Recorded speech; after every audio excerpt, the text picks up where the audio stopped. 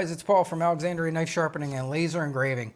About a month and a half ago, I did a review for Hcalory for one of their smaller diesel heaters. And you guys know I've talked about this before. About 2 winters ago, we had such a cold winter. I wouldn't have gotten through the winter if it hadn't been for a diesel heater. We had like about 2 weeks of 16-degree temperatures.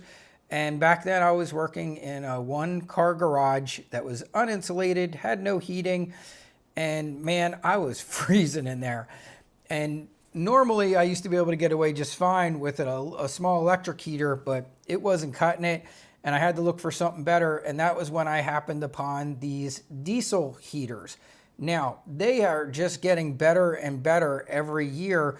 And the other reason I like to bring this up now, like in early November, is because if you get a harsh winter, these things can be really hard to get a hold of because they sell out and they don't always get them back in stock. And when Hcalory said to me, Paul, would you like to test our new flagship unit? I was like, oh yeah, I want to do that. Because I still have every intention of being set up to be able to use that here, and I'll explain to you why. At my new location, even though I have this great new shop that's insulated, it's a 2-car garage instead of a 1. It even has its own heating and air conditioning. The one issue that happened when I moved here is I moved into an area that regularly loses power. And since I've been here, and it's only been about a year and a couple months that I've lived here now, we've lost power 3 times. 2 of the times were for more than 3 days. And one time was like almost a full 24 hours. It came back on like way early in the morning, but we were without everything. We had no heat, no electricity, no nothing. Now, the one time was in the summer, but if you've ever been without power for a few days, you realize it's not really fun. And also, not being without heat can be no fun either. And since this area is so prone to losing power for a few days, I want to be sure that if I need to, I have a way that I can get heat into my shop, that I can get heat into my house, if just in case we lose power for an extended period of time. And that's where the diesel heaters for me is just a great option. Now, there's some really cool things about this unit that I want to tell you about. I can't say that it's waterproof, but here's what I can tell you about it. They are going for the approval to be able to say something is water. From my understanding, this kind of certification takes a while. What they told me I can do is that I can spray this thing with water. I could take a hose to it. I could do all kinds of testing on it to see if it stops working or if it affects it in any way. And they are hoping at some point down the line, they'll get that approval and they will be able to tell you that it's waterproof. Now, that said, I'm certainly gonna test that and we'll see what happens. Here's another feature that I think everybody that's ever bought one of these or uses is gonna love. One of the things that they added to the remote, and this has a very cool advanced remote compared to the other heaters that I've had, which have just been almost look like a remote that you would start your car with. This one is digital. It has a built-in CO2 detector. And when I got my first diesel heater and was pumping that into my shop, the other thing that I went out and got immediately, just because I didn't want to have any risk that I was getting carbon monoxide in somehow from the diesel fuel, even with the heater outside. You know, you never know. What if something was cracked inside? And I went out and I immediately got a good carbon monoxide detector for the shop, and also my air quality checker has the ability to check for carbon monoxide. What I like that they did here is not only can this be the thermostat and tell you the temperature as the remote and control the heater, turn it up, turn it down, turn it on, it is also a carbon monoxide detector. So that's really, really a cool feature that I have never seen on any parking heater anywhere. But it makes total sense because it's one of the biggest fears I think that most people have when they get one of these. So really awesome addition to this. It's also super lightweight. This thing is really easy to pick up. It's not heavy. It's got a huge runtime. In fact, I got some notes here that I wrote down. I'm just going to check that runtime here. It's something amazing. Yeah, the runtime is 62.5 hours. That is a long runtime on one of these units. So here's a couple other really awesome features. It has a 3-minute heat up time. That's pretty fast for some of these. Some of my older ones took a lot longer than 3 minutes to heat up, so we'll be checking to see if that's accurate too. Even if it's anywhere around 3 minutes, it would probably be blowing my other units away because they definitely don't usually heat up in 3 minutes. Great build quality, love the new size. Oh, this is another important feature. We're also a bigger exhaust pipe. So this is a 4-inch tube. Almost every heater that I've ever had has a 3-inch exhaust tube. So this one has a larger exhaust.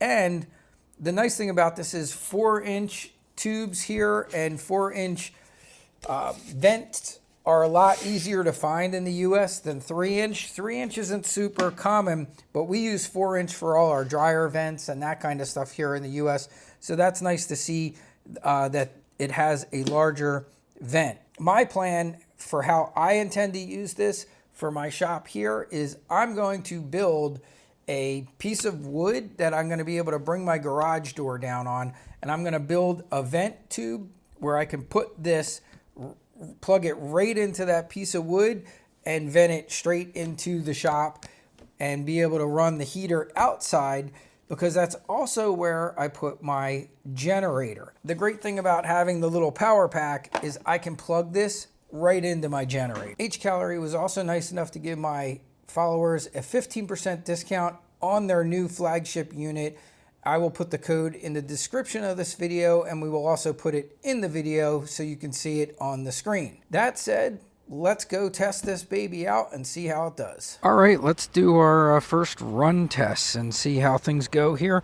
I want to point out another nice feature that I just realized on here that you don't always see, that I always found really annoying. Someone had the sense to put the exhaust pipe right here. On many of the other units I had in the past, it was all the way in the bottom under the unit. Really difficult position to get to if it gets loose because you have to tilt it. It's really nice that someone had the sense to move that exhaust pipe right to the outside there, and they even wrapped it in insulated tape, which is also a nice thing to see because many times I've seen those where they were not wrapped in anything. I've even had some melt some plastic. So to show you guys what a bad design one looks like, here's my first diesel heater, and this is the exhaust pipe. You can see on the very bottom of the unit. So the air intake and the exhaust are both down here, so you have to plug everything in there and then run those pipes between the wheels. And you can see I wrapped my fuel line with insulated tape. It's coming off, but I was always concerned how close that fuel line was to the exhaust pipe. So be careful with some of these really cheap ones. They don't always have great design elements. This has a 7.5 liter tank, which is almost 2 gallons. That's 1.9 gallons, I believe, if my math is correct there. So let's get this filled up and running. I'm pretty sure this is definitely the largest tank of any of the units I've owned. My my tank pumps pretty fast, so I'm gonna go with unfiltering it.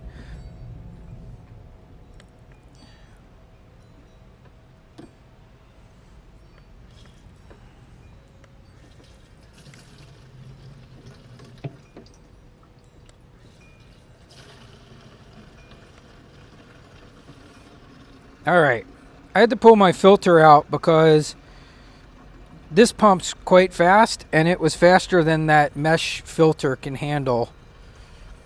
I'm not super concerned about there being dirt and stuff in my diesel fuel, so none of my other ones have ever had a diesel filter, and they've been running for years, so not a huge concern for me. So my auto shut off just shut off, and I'm just gonna pick this up here and get any last bit drained in there. These things are great. If you don't have one of these, they are a huge back saver of carrying big giant fuel tanks around and pumping them and having to pour stuff in, but not a big deal. Like I said, I've never filtered my diesel fuel on any of my other units. All right, we're good and tight there. I'm just gonna wipe that down. Okay, we're all fueled up. Here's my battery that I love. I should just point this out to you real quick. So you see a couple wires going here. This is just so I can recharge it quicker.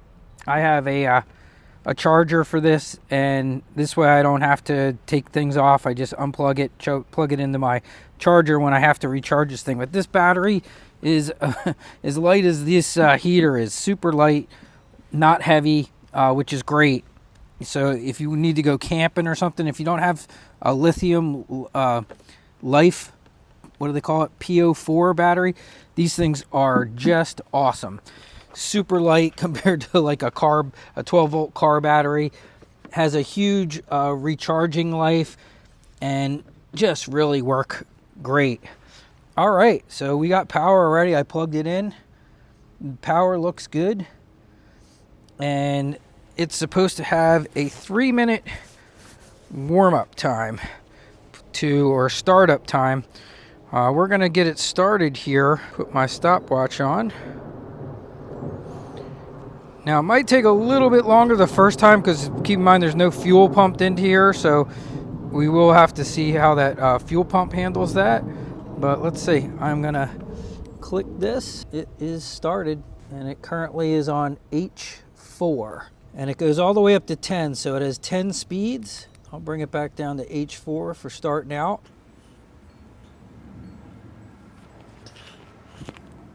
And it is blowing.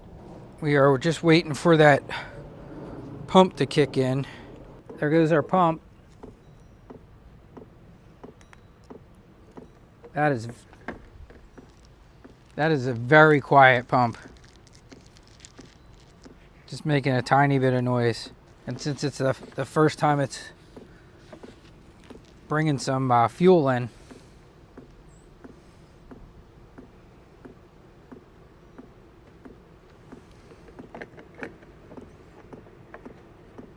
speeding up.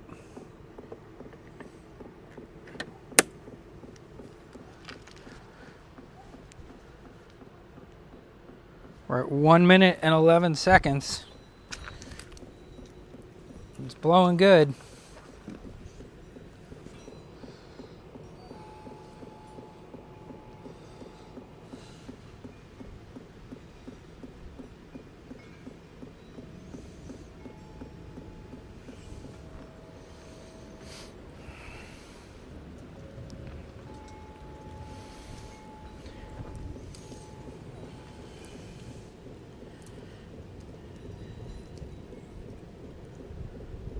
I can barely hear that pump. It is dead silent from right here. Yeah, and now nothing.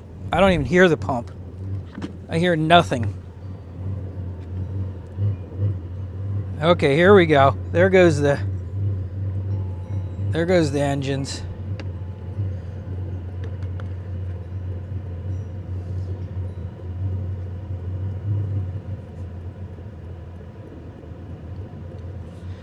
I cannot hear the pump at all. I can feel it. I can feel it, but they have it very well soundproofed.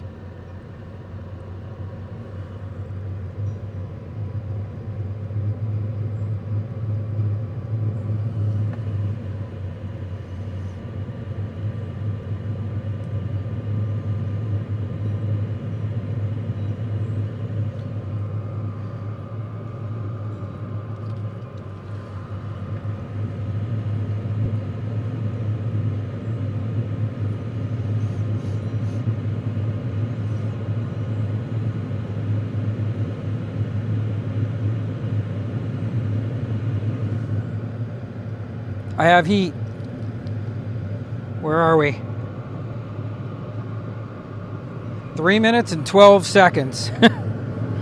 So that 3-minute heat up time for the chamber is almost spot on. And keep in mind, this had no fuel in it, so it had to pump fuel through the whole thing. It probably would have been exactly 3 minutes if it hadn't had to pump that fuel in the very beginning. That's really quiet. Wow.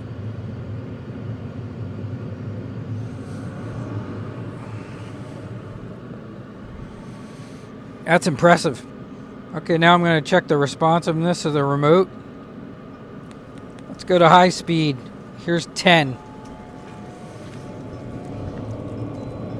Yep, it's on max.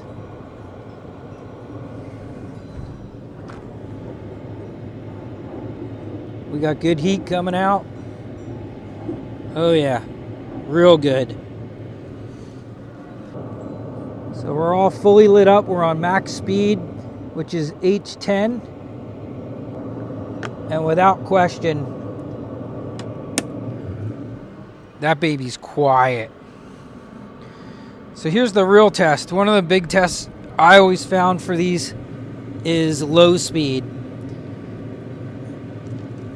You'll see plenty that are not really noisy at high speed, but low speed is where I've seen some that are incredibly noisy. So let's kick it all the way down to low speed and see how it sounds on the lowest speed, which will give you your maximum runtime. All right, we're on H1.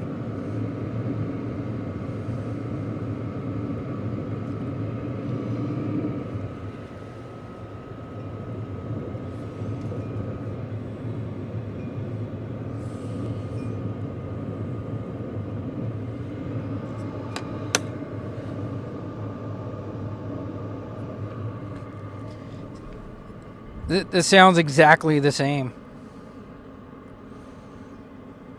I'm going to take my mic off so you guys can see. I'm going to put it right next to it. There is nothing.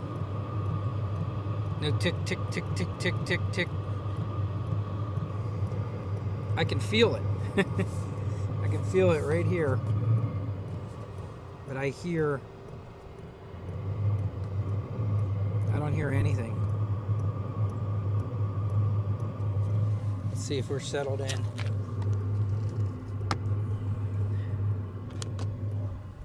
Yeah, we're on our minimum speed, and that is making no noise. All right, gang, let me go over some of the remote control options here with you. So in this mode where you see H, which is usually what it's in when it first starts up, or if you press and long hold this on button down here in the bottom right, that will turn it on. And then in H mode, this is just running at whatever speed you set it at, and it has 10 speeds. And by clicking up and down, you'll see I can go to 6, 7, 8, 9, 10. That's the highest speed right there. So that's at full speed. And I can bring it all the way back down. Now, the next thing I want to show you is the temperature gauge. So if we kick this bottom left one, which has a little thermometer on it, that is showing you the ambient temperature of this remote control right here. Now, another way that you can use your remote control is like your thermostat, which we used to have to use on the controller on top there with the wire. But if you want to do that, if you press the middle button and hold it,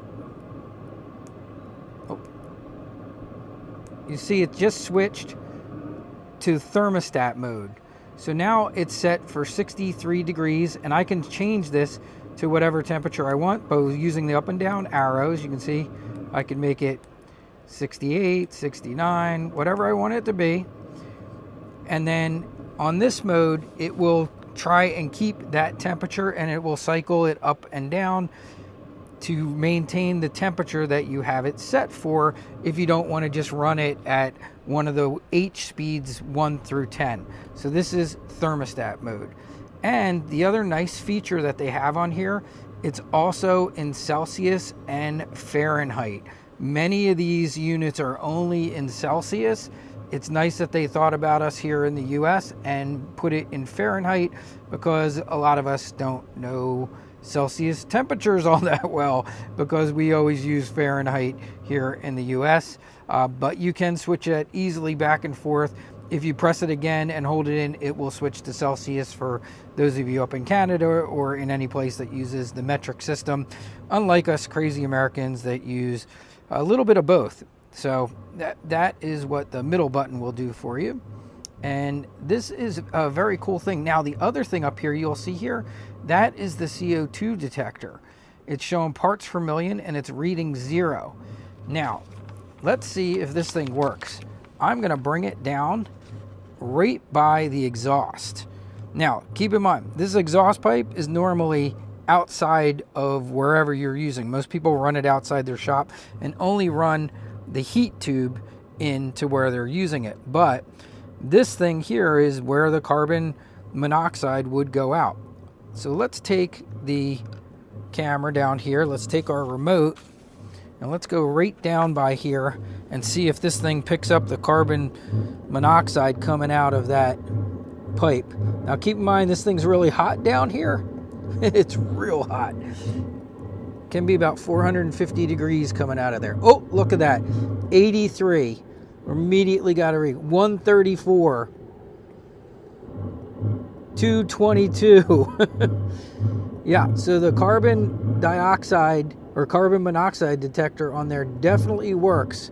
It is picking up the parts per million of that carbon monoxide right here outside. So that's very cool. So in a very quick glance, you could just look at your remote and see, as long as you're seeing zeros there, that's great. Very cool feature to add that carbon monoxide detector right to your remote.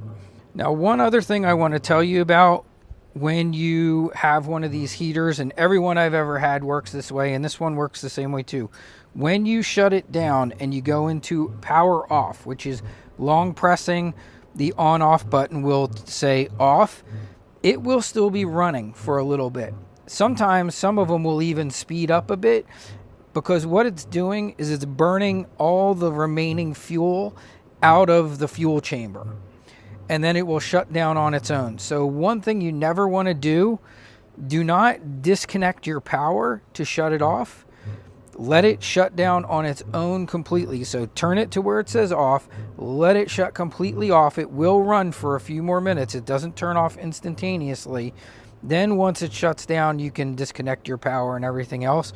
But big mistake if you disconnect your power, because you'll have a bunch of fuel still in your chamber inside, which can make starting very difficult, or it will also make it smoke like crazy if there's a bunch of fuel in the fuel chamber when you turn it on, if you didn't shut it off properly. Okay, so make sure, turn it off, wait till it shuts off on its own before you disconnect any power. Now, that's another reason why it's not a bad idea, especially if you're having power outages and things, to run something like this off of a battery. Sometimes people will even series it just so that that doesn't turn off if you should lose power. So a lot of times I've seen where people still have a charger that's charging the battery, but just in case the house would lose power, then that way their heater doesn't just automatically shut off with the fuel still inside there. Now, is it the end of the world? Most of my heaters, if it's happened, have started back up no problem. Like I said, what you normally see is a lot of smoking coming out the exhaust if that happens to it. But generally, I haven't had it where it's done any damage to it, but I do try and make sure that I never disconnect the power. They don't draw a heck of a lot of power, so it will run for a very long time on a regular 12 volt battery like I have over here. This one's a 50 amp hour, and I've run it for days off of this before, so not an issue at all. It doesn't draw much power. The biggest time it draws power is on the initial startup, and after that it's basically just keeping that little digital readout going. All right, guys, they told me I could do it, so we're going to give it a shot. Generally, I try not to leave these things too much in the open. I usually, I have covered mine during snowstorms before, my older units.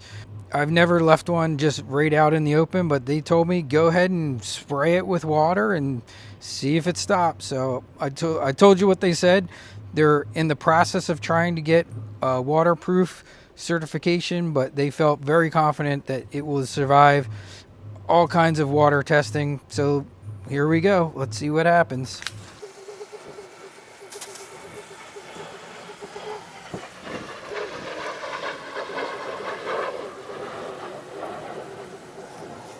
So that would be pretty heavy storm right there.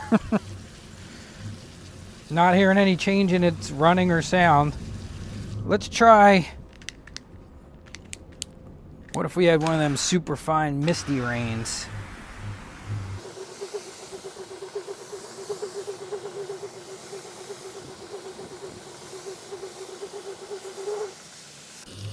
Worst case scenario, a direct stream. Not that you would set it up under a waterfall, but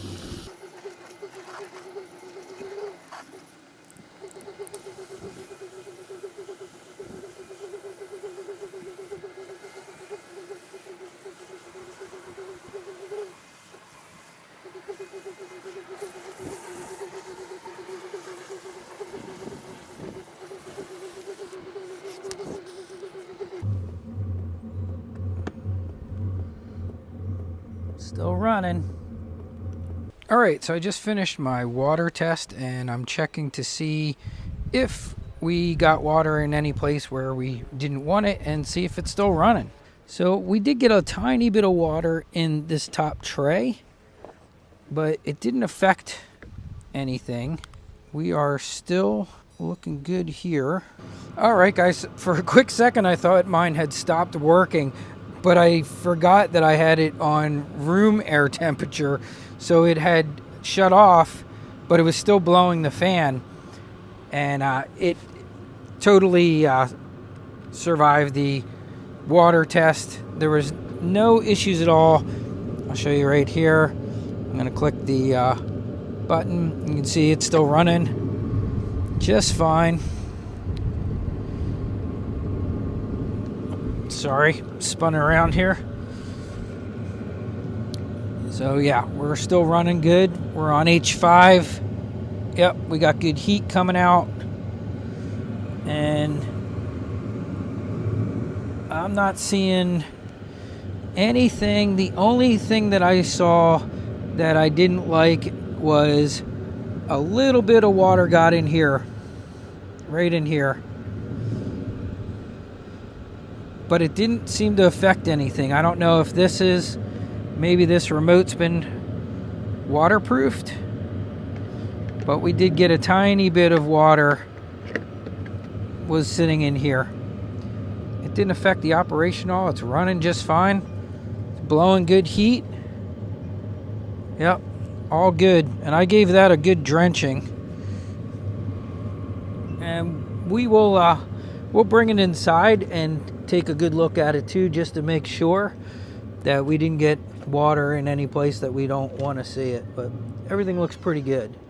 All right, guys, so here is my setup for my emergency heater for when I need it. I just simply have some pressure treated lumber that I sanded and cut a hole in, and then on the inside of my shop I can then run the vent straight into the shop. I am going to add a little bit of weather seal to the bottom of these boards, but very simple, something I can be set up really quick, because this is usually something I only need in an emergency. It doesn't need to be permanent. Now, if you were building this for a garage shop and this was gonna be your primary source of heat, you might want to do something maybe a little bit more permanent. What I would consider was maybe be doubling this up and making it like a box and then insulating it inside there, because that's the only thing here by doing this. I do have nice insulated garage doors, so I'll be probably losing a little bit of heat, of course, to just the lumber being down there. That's what I would do. I would box this out so that it was sitting on a little box, and then I would fill the void in that box with some insulation. Now, there is one other nice thing that these boards provide for me, is if I do need to vent one of my lasers out the garage door, which I do have a laser up on the wall that I occasionally have to bring down and use, and it goes in a tent, I can run that. I can use this same setup and run it in reverse, and I can vent a laser right outside the garage door if I need to without having to have the garage door open. So just figured I'd show you that, but that's my emergency parking heater setup. And then what I normally do when I'm on emergency power out here, I put my generator right here also, and that gives me the ability to run my shop and heat my shop all at the same spot. And that's how I do it. And if you look right under my sharpening table, you can see there's my parking heater ready to go. There's my generator that's got the cover on it. And over here in the corner, that's where I keep my boards that I run this through if I need it. And that's my like quick emergency heating and power should I need it for my shop, which I occasionally do. Now let me give you my closing thoughts on this heater. All right, my closing opinion of the new Hcalory, I think they're calling it the Toolbox heater, which is their flagship unit. Without question, this is the absolute nicest parking heater that I have ever owned. It is dead quiet. It makes almost no noise. The upgraded features with the remote control are fantastic. It's also the most powerful heater that I own of all of the different heaters. It has the largest tank, so it will run for the longest period of time.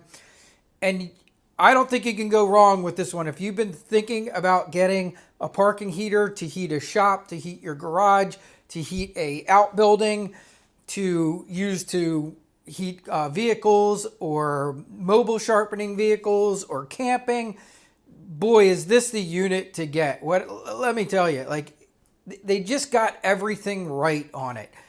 It's such a nice piece to carry around. Some of my other ones are awkward. And if you go back and see some of my older videos, you'll see like I'm trying to pick them up and they have wheels on them and they roll, but you have the different tubes sticking out. And I showed you the ones that have the bad exhaust coming out the bottom. It's like they just looked at all the other ones that are just not great and they just got everything right with this particular unit.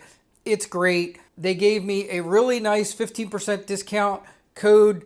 I will put that in the description and in this video for those of you who are interested in getting what I think is the very best parking heater out there, the Hcalory. This new one is awesome. And I would not hesitate to get it if you've been thinking about pulling the trigger on it. Like I said, these things will sell out. I have not seen a winter when the really best ones, if you go in and start looking for like all the 5-star ones, they're often not available. They will sell out very quickly. That's why I'm letting you know here. We're just starting to get cool weather here in Virginia. And before we get to like January, February, where it's really cold, and you start thinking, oh, you know what? Maybe I'd like to get one of those diesel heaters like Paul has. Trust me, you might regret it because you'll go to get one and they will not be available. So keep that in mind. Great time to buy. Nice 15% discount code from Hcalory. Let me know your thoughts if you pick it up and how much you love it. I think you'll be really happy with them because trust me, if you've ever had one of these that were super noisy in the past with the tick, tick, tick, tick, ticking, this one is incredibly quiet. It makes zero noise other than the heat blowing in and the exhaust, which you don't hear because you usually place the exhaust outside of your shop. That's it, guys. I'll talk to you soon. Hope you like the review.